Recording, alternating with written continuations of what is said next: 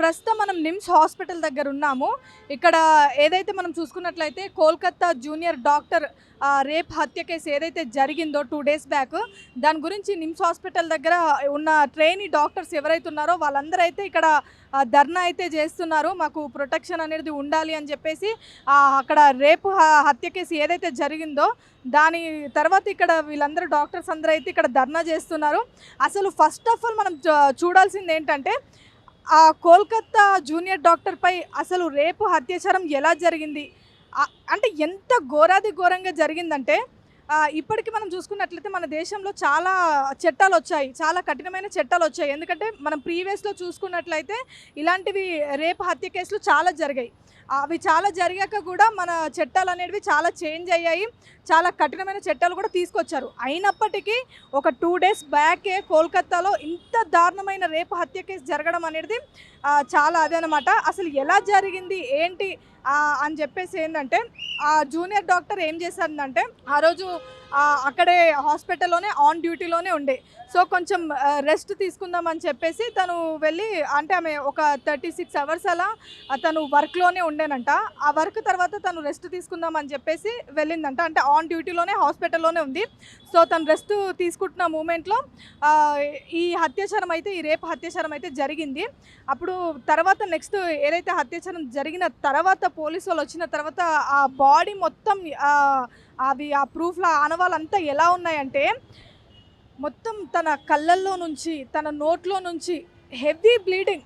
ఇంకా అంటే ఒక కళ్ళు ఒక నోరే కాదు, తను కడుపులో కానీ ఒక హ్యాండ్స్ ఆఖరికి గోర్లతో సహా తనకి ఎంత ఘోరంగా హత్య చేశారంటే తను ప్రైవేట్ ప్లేసెస్ ఏవైతే ఉన్నాయో ఆ ప్రైవేట్ ప్లేసెస్లో కూడా చాలా బ్లీడింగ్, హెవీ బ్లీడ్ అవ్వడం, ఆ కళ్ళు ముక్కు నోరు ఆ ప్రైవేట్ పార్ట్స్ అన్నిటిలో నుంచి హెవీ బ్లీడింగ్ మొత్తం వచ్చేసింది. ఆ విజువల్స్ కూడా మనము చూస్తున్నాము. సో హెవీ బ్లీడింగ్ అయితే చాలా జరిగింది. ఆఫ్టర్ దట్ వాళ్ళ పేరెంట్స్కి అక్కడ ఉన్న ఎవరైతే డాక్టర్స్ అక్కడ ఉన్నారో హాస్పిటల్కి సిబ్బంది సంబంధించి వాళ్ళ నాన్నగారికి వాళ్ళ అమ్మగారికి ఫోన్ చేయడం అయితే జరిగింది. అక్కడ ఆ హత్య తర్వాత పోలీసు వాళ్ళు ఎవరైతే వచ్చారో ఒక 3 అవర్స్ తర్వాత వాళ్ళ డాడీకి వాళ్ళ నాన్నగారికి చూసే పర్మిషన్ ఇచ్చారు. అప్పుడు వాళ్ళ నాన్నగారు వెళ్ళిపోయేసి ఆమె ఫోటో, వాళ్ళ కూతురి ఫోటో తీసుకొని తను బయటకు వచ్చేసి తనకి సంబంధించిన వాళ్ళు ఉంటారు కదా వాళ్ళకి ఆ ఫోటో అయితే సెండ్ చేయడం జరిగింది. అప్పుడు వాళ్ళకి సంబంధించిన దాంట్లో తెలిసిన డాక్టర్స్ చెప్పింది ఏంటంటే ఇది ఏమంటారు, ఫస్ట్ ఆఫ్ ఆల్ పోలీసు వాళ్ళు కూడా ఏమనుకున్నారంటే తనంతలా తను సూసైడ్ చేసుకుంది అని చెప్పేసి చెప్పారు. కానీ వాళ్ళ ఫాదర్ ఫోటో పంపించాక ఇది సూసైడ్ కాదు, ఇది ఏమంటారు అత్యాచారం జరిగింది, తనను హత్య చేశారు, రేపు అత్యాచారం అయితే ఒకటి జరిగింది అని చెప్పేసి తను కన్ఫర్మేషన్ చేసుకున్నారు. ఆఫ్టర్ దట్ తను పోస్ట్ మార్టంకి అని చెప్పేసి పంపించిన తర్వాతకి అక్కడ వాళ్ళు చెప్పింది వింటే అసలు మనకి ఫుడ్ కూడా పోదు. అసలు ఎంత ఘోరం అంటే అసలు ఈరోజు ఆడపిల్లలందరూ ఈ హత్య కేసు తర్వాత దీని తర్వాత ఇక్కడ ఉన్న ఆడపిల్లలందరూ చాలా భయపడిపోతున్నారు. అంటే ఒక డాక్టర్స్ అని కాదు, ఏ వర్క్కి వెళ్ళాలన్నా కానీ ఆ పోస్ట్ మార్టం తర్వాత వచ్చిన రిపోర్ట్స్ చూస్తుంటే ఎంత ఘోరం అంటే వాళ్ళు చెప్పింది అక్కడ రిపోర్ట్లో ఏముందంటే తను చాలా ఫైట్ చేసింది.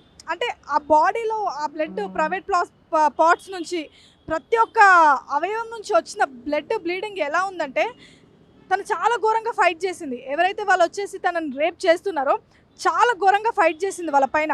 ఫైట్ చేసినప్పటికీ తను ఒక్కతే కాబట్టి సో వాళ్ళు కూడా అంతే కఠినంగా, అంటే తను యాక్చువల్లీ అదర్ పర్సన్ ఎవరైతే తనని హత్య చేశారో రేప్ చేసి తను డ్రింక్లో ఉన్నాడు అని చెప్పేసి అంటున్నారు. ఏదేమైనప్పటికీ చాలా ఘోరంగా అయితే మన హత్య చేశారు. సో అలాగే తన బాడీలో ఆఫ్టర్ ఆ పోస్ట్ మార్టం రిపోర్ట్స్ ఏవైతే చూస్తుంటే ఎంత ఘోరం అంటే ఆమె బాడీలో 150 మిల్లీగ్రాముల వీర్యం వచ్చేసింది. అంటే ఎంత ఘోరము, ఎంత భయపడుతున్నారంటే ఆడపిల్లలందరూ. ఇప్పుడు ఇక్కడ డాక్టర్స్ కూడా చాలా డిమాండ్ చేస్తున్నారు, అసలు మాకు ప్రొటెక్షన్ కావాలి. అంటే వాళ్ళ హాస్పిటల్స్లలో కానీ వాళ్ళకి కానీ ఆన్ డ్యూటీలో ఉన్నప్పుడే ఇది ఏదైతే జరిగిందో అంటే ఒక సెక్యూరిటీ ప్రొటెక్షన్ లేదు అని చెప్పేసి వాళ్ళు డిమాండ్ చేస్తున్నారు. దీనిపైన మాకు సరైన న్యాయం జరగాలని కూడా వాళ్ళైతే కోరుకుంటున్నారు. అలాగే వాళ్ళ అసలు ఫస్ట్ ఆఫ్ ఆల్ ఈ హత్యని ఈమెని ఎవరు హత్య చేశారు, ఎవరు ఇలా రేప్ చేసి హత్య చేశారంటే యాక్చువల్లీ ఇక్కడ అంటే అంటే ఇన్వెస్టిగేషన్లో తేలింది ఏంటంటే వాళ్ళు హాస్పిటల్కి సంబంధించిన సీసీ ఫుటేజ్ ఏదైతే ఉందో అది మొత్తం ఒక లిస్ట్ చేశారు. అంటే మనకి ఇది ఒక 2 డేస్ బ్యాక్ జరిగింది. సో ఆ 2 డేస్ బ్యాక్ ఎవరైతే వచ్చారు అని చెప్పేసి మొత్తం ఆ సీసీ కెమెరాకి ఫుటేజ్ మొత్తం వాళ్ళు తీసేశారు. ఆ లీస్టులో ఒక అతను సంజయ్ రాయ్ అని చెప్పేసి ఒక అతను హాస్పిటల్లోకి అయితే ఎంట్రీ ఇచ్చాడు. అక్కడ ఏంటంటే తను ఎంట్రీ ఇచ్చినప్పుడు స్కై బ్లూ కలర్లో ఒక బ్లూటూత్ అనేది తన మెడలో ఉంది తను ఎంట్రీ ఇచ్చిన దాంట్లో. ఆఫ్టర్ దట్ తను ఒక 40 మినిట్స్ తర్వాత హాస్పిటల్ నుంచి బయటికి వెళ్ళడం జరిగింది. బయటికి వెళ్ళినప్పుడు పోలీసులు అక్కడ వెళ్ళి ఇన్వెస్టిగేషన్ ఆ బాడీ దగ్గర చేసినప్పుడు అక్కడ ఒక బ్లూటూత్ అయితే పోలీస్ వాళ్ళకి దొరికింది. అదే ఆ సంజయ్ రాయ్ ఏదైతే ఎంట్రీ ఇచ్చాడో సేమ్ అదే బ్లూటూత్ అక్కడ తను 40 మినిట్స్ తర్వాత వెళ్ళిపోయాక పోలీసులు వెళ్ళి అక్కడ ఇన్వెస్టిగేషన్ చేసిన తర్వాతకి వాళ్ళకి ఆ బ్లూటూత్ దొరికింది. ఆఫ్టర్ దట్ ఎవరైతే ఆ లీస్టులో ఉన్నారో ఆ రోజు ఆ హాస్పిటల్కి వెళ్ళిన లీస్టులో ఎవరైతే ఉన్నారో ఆ సీసీ ఫుటేజ్లో ఎవరైతే ఉన్నారో ఆ లీస్ట్ మొత్తాన్ని పోలీసు వాళ్ళు పిలిచారనమాట.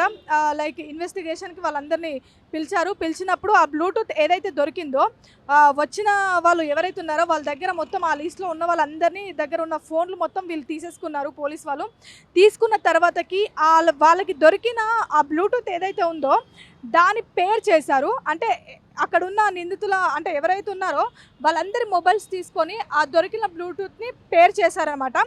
అప్పుడు అది ఎవరికి అంటే ఏ ఫోన్కి కనెక్ట్ అయింది, ఏ ఫోన్కి పేరైందంటే సంజయ్ రాయ్ అనే వ్యక్తి ఎవరైతే ఉన్నారో తన ఫోన్కి ఆ బ్లూటూత్ అనేది కనెక్ట్ అవ్వడం జరిగింది. కనెక్ట్ అయిన తర్వాతకి తనని ఖచ్చితంగా పోలీస్ వాళ్ళు అరెస్ట్ చేశారు. తన పైన కేసులు సెక్షన్స్ అయితే వేశారు. ఆ బ్లూటూత్ ద్వారా అంటే ఈ సంజయ్ ఎవరు అని మీరు అనొచ్చు. ఈ సంజయ్ ఎవరంటే సంజయ్ రాయ్ వచ్చేసి ట్రాఫిక్ అంటే కోల్కతాకి సంబంధించిన ట్రాఫిక్ పోలీసులకి వాలంటీర్ అనమాట. అక్కడే పనిచేస్తుంటాడు. లైక్ ఏంటి అంటే తనకి చాలా సర్కిల్ కూడా ఉంటుంది. పోలీస్ వాళ్ళకి ఏమైనా జరిగినా కానీ ఏదైనా అయినా కానీ తినే హాస్పిటల్స్కి తీసుకెళ్ళడం కానీ టేక్ కేర్ చేయడం కానీ సో ఇవన్నీ చూసుకుంటూ ఉంటాడు. వాళ్ళ షెడ్యూల్స్ కానీ సో ఇవన్నీ తనే చూసుకుంటుంటాడు. అలాగే ఆ హాస్పిటల్లో ఏదైతే జరిగిందో ఆ హాస్పిటల్కి కూడా తనకి చాలా యాక్సెస్ ఉంది. లైక్ ఏంటి అంటే తనకున్న సర్కిల్ కానీ తనకున్న చాలా ఇన్ఫ్లుయెన్స్ కానీ చాలా ఉంది. సో దీనివల్ల తనకి యాక్సెస్ అయితే దొరికింది అక్కడికి వెళ్ళడం కానీ. సో ఇదంతా ఈ నిందితుడు వచ్చేసి సంజయ్ రాయ్ అని చెప్పేసి పోలీసులు అయితే కేసు నమోదు చేయడం జరిగింది. అలాగే ఈ అత్యాచారం ఏదైతే జరిగిందో వాళ్ళ మదర్ అంటే ఈ తను మధుమిత ఎవరైతే ఉన్నారో వాళ్ళ డాక్టర్ వాళ్ళ మదర్ జూనియర్ డాక్టర్ వాళ్ళ మదర్ వచ్చేసి అయితే దీనిపైన ప్రభుత్వం అయితే స్పందించాలి. ఎందుకంటే వాళ్ళ మదర్ కానీ ఈరోజు ఇక్కడ ధర్నా చేస్తున్న జూనియర్ డాక్టర్స్ కానీ అందరూ కోరుకుంటుంది ఒకటే ఏంటంటే దీని పట్ల ఈ కేసు పట్ల ప్రభుత్వం అయితే ఒక తప్పుదోవ పట్టించాలి అని చూస్తున్నారు. బట్ ఇలా పట్టించడం అనేది కరెక్ట్ అయినది కాదు. ఖచ్చితంగా మాకు న్యాయం జరగాలి. సో ఇంకా బలమైన చట్టాలు ఏమైనా ఉన్నాయేమో తీసుకురండి, బలమైన చట్టాలు తీసుకురండి, మాకైతే ఖచ్చితంగా న్యాయం జరగాలి అని చెప్పేసి వాళ్ళైతే డిమాండ్ చేస్తున్నారు. కెమెరామెన్ మహేష్తో Jasmine, signal TV, NIMS hospital.